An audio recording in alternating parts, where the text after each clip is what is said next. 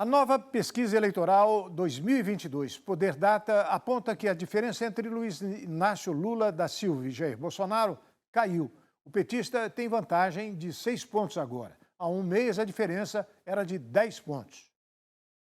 Lula tem 43% das intenções de voto, enquanto Bolsonaro tem 37%.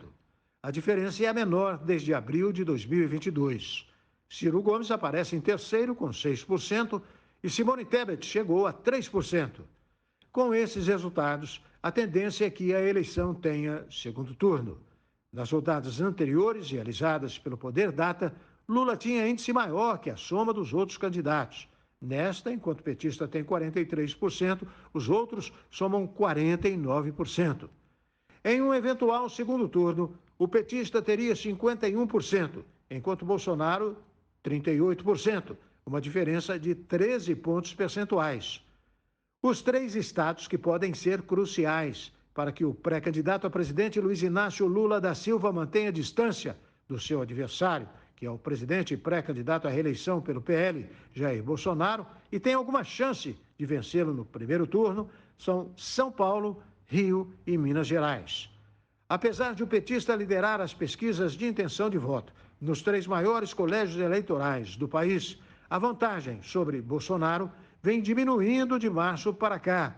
A maior mudança ocorreu em São Paulo, onde a vantagem de Lula caiu de 14 para 5 pontos entre março e julho deste ano.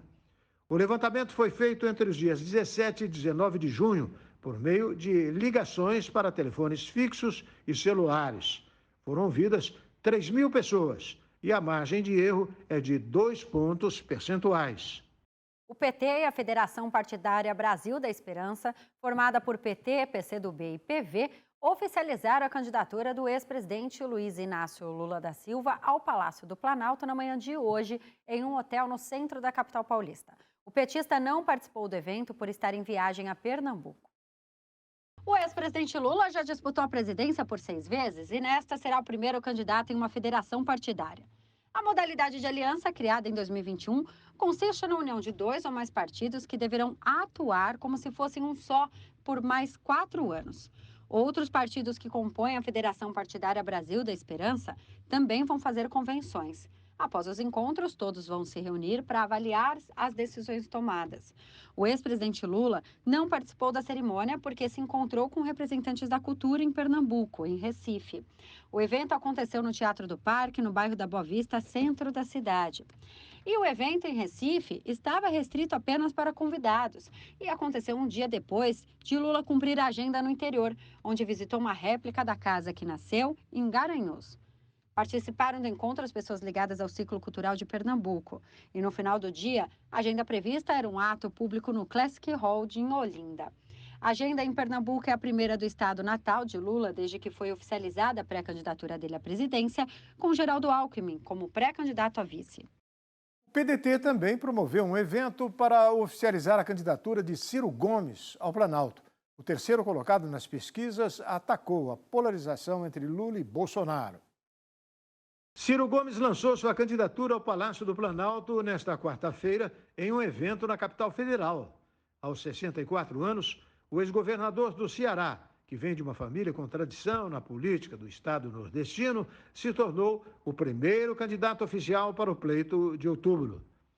O centro-esquerdista, que ocupa a terceira posição nas pesquisas de intenção de voto, partiu para o ataque contra o ex-presidente Luiz Inácio Lula da Silva e o atual presidente Jair Bolsonaro, os dois líderes nas projeções. Nesse ponto, com todas as suas diferenças, eles são muito parecidos. Mudam apenas configurações, simbologias e emoções do mesmo modelo. Eu procuro ser completamente diferente.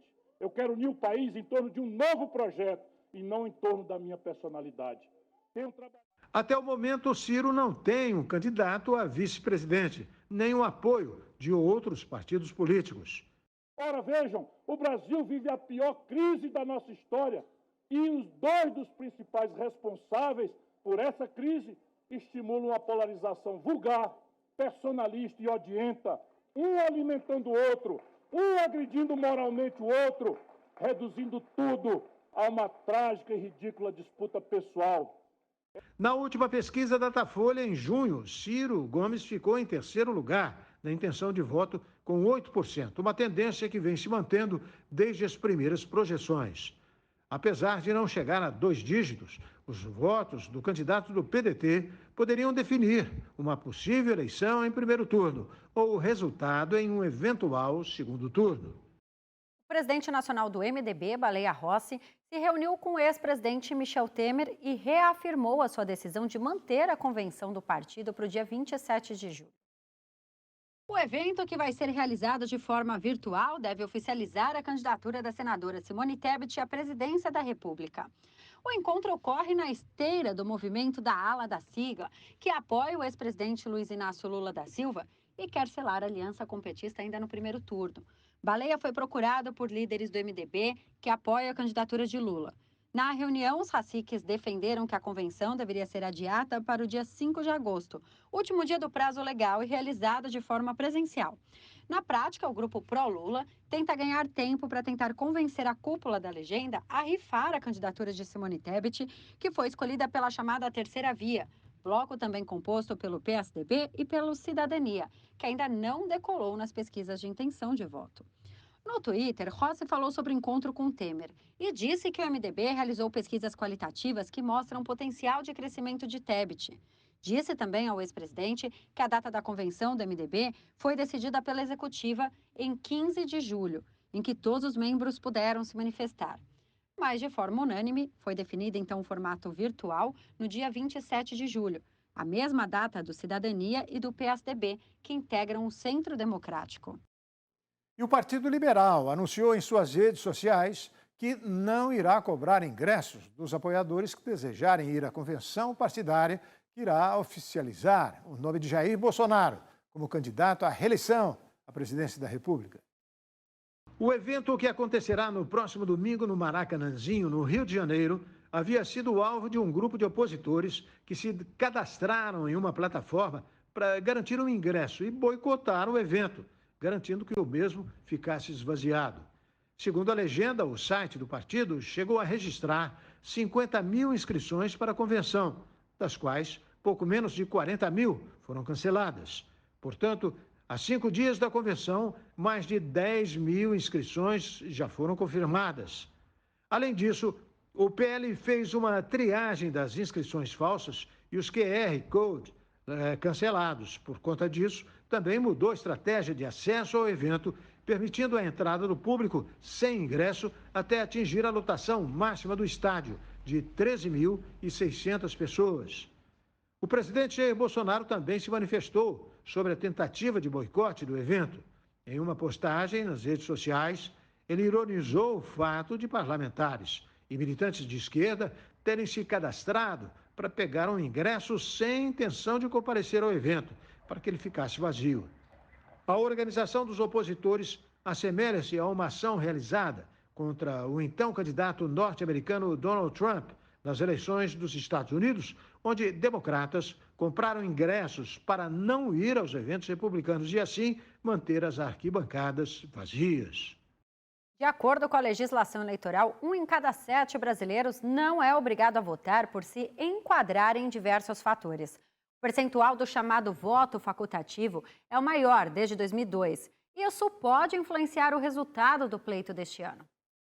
De acordo com a Constituição, o voto é opcional para eleitores com 16 ou 17 anos, que têm 70 anos ou mais, e para analfabetos. Estes não precisam se registrar, e mesmo que o façam, não é obrigatório votar. O percentual de voto facultativo, que vinha caindo nas últimas eleições, voltou a subir. Especialistas afirmam que estes votos podem ser decisivos para a escolha do próximo presidente. Segundo dados do Tribunal Superior Eleitoral, em 1 a cada 7 eleitores brasileiros não é obrigado a comparecer às urnas em 2022. Nas eleições deste ano, o total de eleitores registrados que não são obrigados a votar é de 20.900.000, o que representa 13,4% do eleitorado total.